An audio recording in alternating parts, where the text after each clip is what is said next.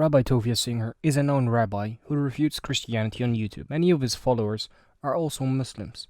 He might seem like a very likable man, but in reality his actual views he hides on the Palestinians is shocking and disgusting.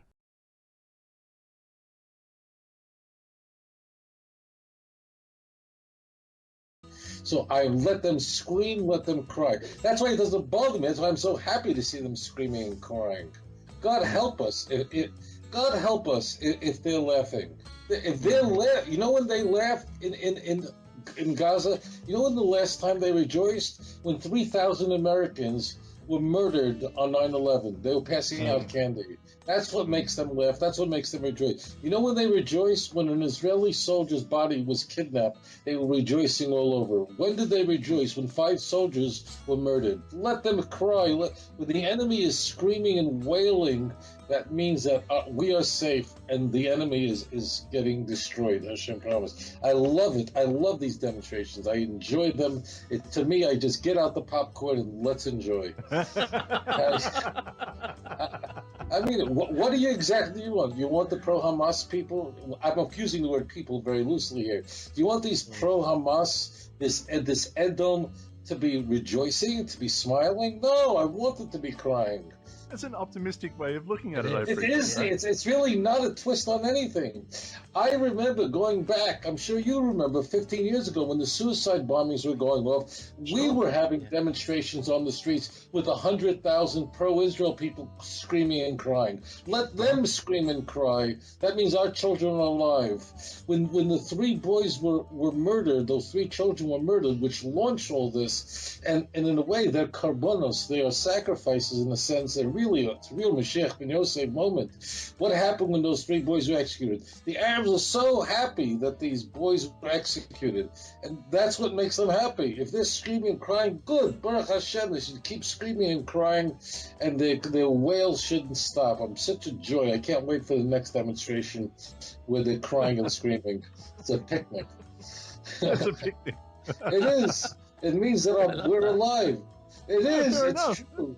It's true. It's good. No, I'm glad. I feel a lot better having talked to you about it. It's good. Really, I love that. That's why I'm not upset. I'm happy. Thank God. That means that the enemy is going down, and they're crying and wailing because their heroes are going up in being vaporized. I'm feeling great. I'm feeling terrific. I'm feeling good. How does a man in your condition become so cute? That's what I want to know.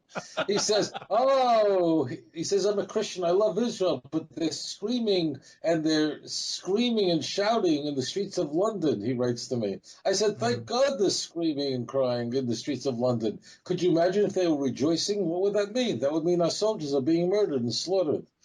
So it's so obvious. It requires, but we're very nervous about what people think of us. No, we're not seeking out the approval of the world. This is the enemy. Let them scream, let them wail. I hope they're screaming and wailing tomorrow. God help us if they're rejoicing in the streets of London. God help us if they're rejoicing in the streets of Damascus. God help us if they're screaming and dancing in Gaza City. Let them scream and wail, and that means our boys are alive and the terrorists are going to their rightful reward.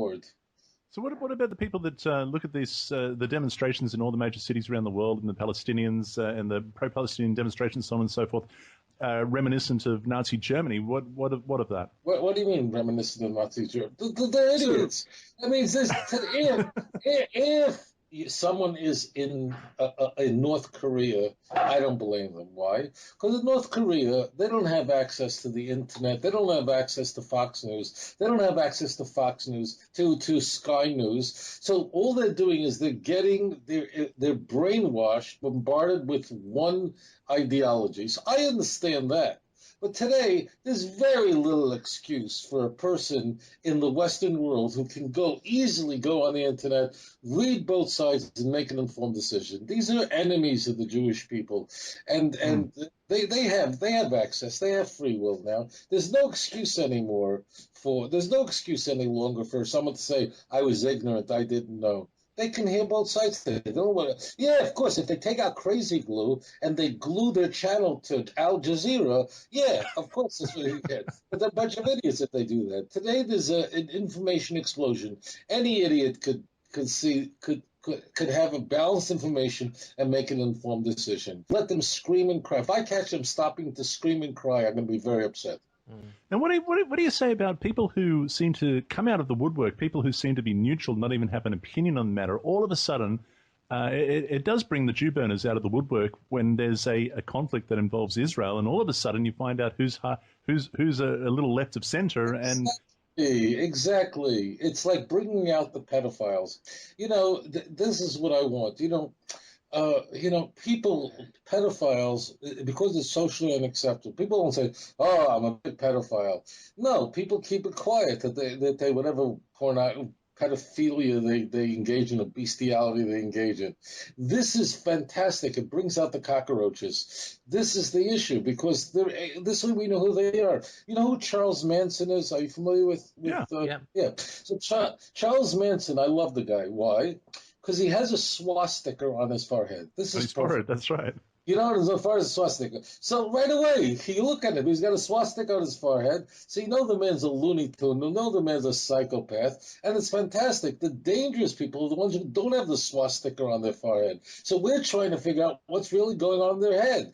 This is the measuring tool. This is good and evil. There's no gray here. So if someone understands that Hamas is shooting rockets at civilians, and shooting rockets at civilian neighborhoods, and Israel's responding, what would they do? What did London do when the Nazis were bombing London, arbitrarily just killing civilians? They know exactly what's going on. What would the United States do if Cuba started shooting missiles at Fort Lauderdale and Miami? They would vaporize the place. That would be the end of it. In fact, as we're speaking now, American drones are bombing Afghanistan, blowing up bar mitzvahs that are going on there, and no one cares. But Obama's calling for a ceasefire. What kind of stupidity, a ceasefire? That means we should allow Hamas to hold on to its weapons and whatever tunnels haven't been discovered yet? How stupid. And this Bibi is a very interesting guy. He unfortunately, he's a failed personality. But he would have a ceasefire. He would go for it. The only thing is that Hamas doesn't let him, because Hamas is saying we're not going to agree to a ceasefire. Because Hamas is thinking if they stop now, Hamas is going to look like they've lost the war, and pride is everything in the Arab world. So Hamas is not letting go. What is Bibi's ultimate criteria? What does he want more than anything? He wants to remain in power. He wants to remain prime minister. The man has so much potential. He's so intelligent. He's so bright. He's so articulate. But he doesn't have guts. He's a failed person. He has 3 wives. He's cheated on all of them. And he's cheated on his people. He was willing to give up the Golan Heights to Syria. He lied about it. So, but what is keeping Bibi to do the right thing is that he knows that, you saw the surveys now. In Israel, 95% of Israelis believe that the war is just, and the majority of them believe that Israel isn't even doing enough in their campaign against Gaza. So Bibi realizes that if he flinches now and acquiesces to Washington's pressure, because Washington's the only pressure that Israel cares about, he knows that he'll be out of office. They'll throw him out of office in 10 seconds. That's what's really happening. So therefore, he's doing the right thing. He can't relent. So tell me about, now this is someone that, I don't know that much about Israeli politics, I have to admit. Jason introduced me to a chap by the name of Moshe Phelan. And I've been reading a lot of what he's been writing and saying over the last couple of weeks, and I'm very impressed with the man. Tell me a little bit about him. I know Moshe well, and I know him personally. He's one of these people who are, in every generation, we are blessed with a luminary, a giant, one of these voices that, a Jabotinsky type individual who will not relent, he will not compromise, he will not prostitute himself, and he is calling it the way it is. As it turns out, he was elected. They tried to keep him out of the Likud party, but he was elected. I think his position is number 14, I believe, which is very high on the list. The largely young crowd has come instead to see a new star player. in the wiry form of Moshe Feiglin. Feiglin's libertarian message goes beyond marijuana to separating religion and state, ending the military draft, reforming education. But his Zehut, or Identity Party's platform, also reflects the far-right positions of a man who's been banned from entering Britain for fostering hate. What about the non-Jewish residents? They will be able... He wants to annex the occupied West Bank and Gaza and dispatch hundreds of thousands of Palestinians to other countries, allowing only those who swear allegiance to Israel to stay, of which only a small minority would be granted citizenship. Yes, we do believe that we should keep our identity as a Jewish state, only Jewish state, and we keep our sovereignty on our holy land, which is the land of Israel that God gave us. Feiglin also advocates full Israeli sovereignty over the Al-Aqsa Mosque compound, building the third Jewish temple on what Jews call the Temple Mount. And this man, his heart is with God. He's a deeply religious man. And when I say deeply religious, I mean his heart is with Hashem. So I remember in the Gaza Strip, we were together in a place called Shirat Hayam. It was one of 19 Jewish communities in Gaza, and I was there. And the soldiers came in. He took over a microphone, and he made such a speech. I was just crying. He's one of the greats. He's one of the greats of our generation. I think I saw the footage of that. There's about a 20-minute footage that he released recently. You were there. Yeah, of course I was there. They carried me out. They carried me out, even though I had credentials from Israel National News, Channel 7. They carried me out while BBC and Al Jazeera were there with the cameras rolling. Do you know that almost the entire station, almost the entire Rocheva was arrested during the expulsion, because basically everyone dropped. We were running on one engineer, one broadcaster in the country, and there was a stage with I wasn't arrested. They just carried me out. I didn't, but they carried us out. A Rocheva thrown out of the country. Thrown out of the Gaza Strip. As the BBC and CNN, they were rolling their cameras. But Feiglin, he's a giant. He's a giant of a person. I mean, this man he just is. He's from another generation. He's one of the gifts that God put on this earth. That's all I can tell you. They think that a ceasefire is a good thing. Ceasefire is the most dangerous thing in the world. I mean, this will sound ridiculous, I'm about to say. Every Palestinian, every Arab in Gaza has to get on their face and bow down to every Israeli soldier and say, thank you for saving our lives. If Israel wanted, it could pulverize, it could vaporize Gaza in a second, just carpet bomb. It'll be the end of the whole thing.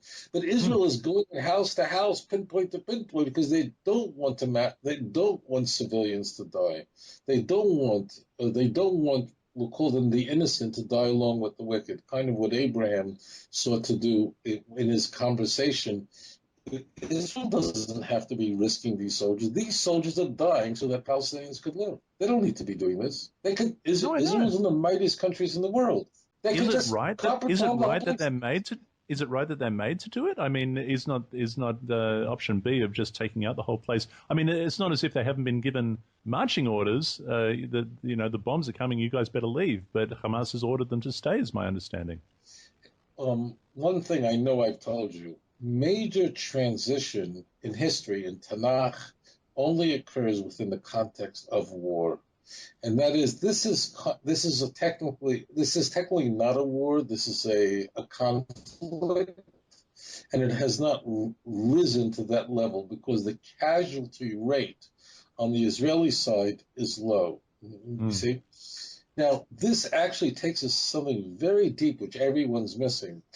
The reason why the United States, the Obama administration, is pushing harder and harder for Israel to have this Iron Dome system is to protect Hamas, not to protect Israel.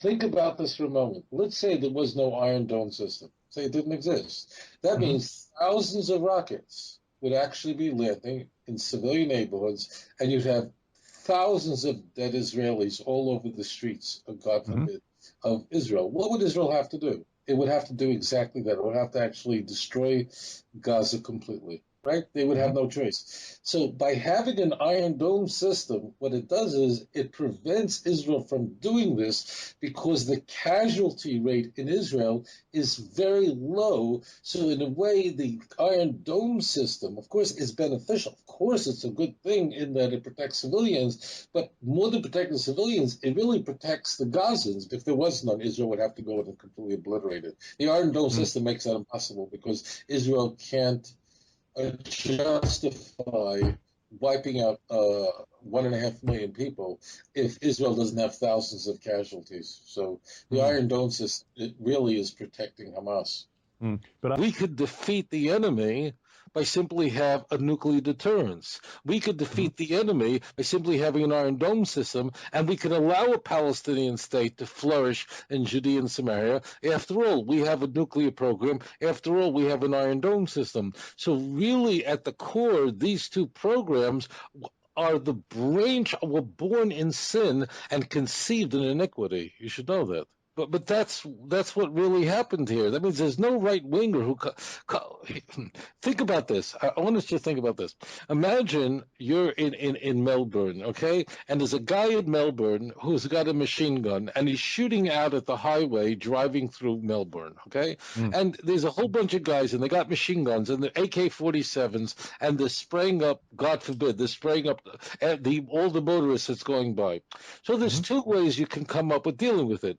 One way is to take over that building and kill out all the terrorists who are shooting onto innocent motorists who are driving by this building. Or you could do something that the left come up with. We could come up with a gun that's so powerful that when they shoot a bullet out of their AK-47, we'll have a bullet that will shoot their bullet out of the air. Could you imagine? They would throw this man in a psychiatric ward. That means that's what this Iron Dome system is. The Iron Dome, you understand what it is at its core. It's saying, no, we're not going to solve the problem by actually destroying the terrorists and stripping them of their armaments. Oh, no. We're going to come up with such a smart system that they're going to shoot a bullet onto a motorist, and that's what the Iron Dome system is. That's a really good. Jason, have you ever thought of it like that before? I know, that is really. And doesn't it cost like $50,000 per missile? Yeah, it costs a fortune. They take a toilet. That's why there are no toilets. All the streets forget. That's why Gaza is going to become very fertile very soon because they have no plumbing. But what's happening is they basically are shooting a toilet that costs 50 cents, plumbing from a toilet into Israel, and Israel, which costs 52 cents from Ace Hardware. And what happens is Israel has to take a $20,000 super missile to shoot out of the ground. But this is the Iron Dome system. We're all very grateful for it. But why the hell we need it? We need it because we never took away their guns. No country would ever come up with, oh, there's somebody shooting at us from a building. We're going to get a gun that's so strong, we're going to shoot their bullets out of the sky. Well, that's how you respond? That's what the Iron Dome system is. It's a left-wing system. Every normal country in the world would never think, let's come up with a bullet that could shoot another bullet out of the sky. What a stupidity is that? You go and you wipe them out. But the leftists don't want to go and wipe them out. They don't want to take over Gaza. They don't want to liberate this land. They want to be able to live in Tel Aviv, in that little strip of land. And how will they control the area? After all, they've given it all away to Hezbollah. They give it away to Hamas. They give it away to Islamic Jihad. We're going to come up with bullets that can shoot bullets out of the sky. So the whole Iron Dome system is really born out of a leftist ideology. I'm not saying we shouldn't enjoy it now that we have it, but there should have never been a reason for it. No, but that's a very good point. There should have never been a reason for it. So it's tolerating the intolerable. Do you know of another country, that guys are shooting with machine guns onto innocent people on highways? And could you imagine what would happen in Australia if some lawmaker in Ireland would come up? You know what we're going to do with people who shoot at innocent people? We're going to invent a gun that could shoot bullets.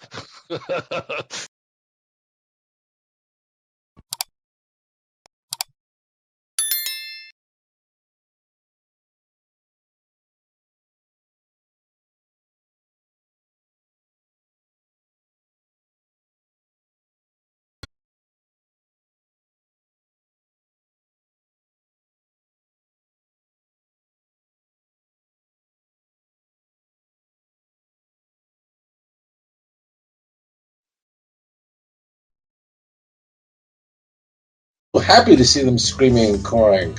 God help us! God help us if they're laughing. If they're all the things we do with these Iron Dome systems, I mean, that's crazy. That's just to protect Hamas. It's not really to protect us.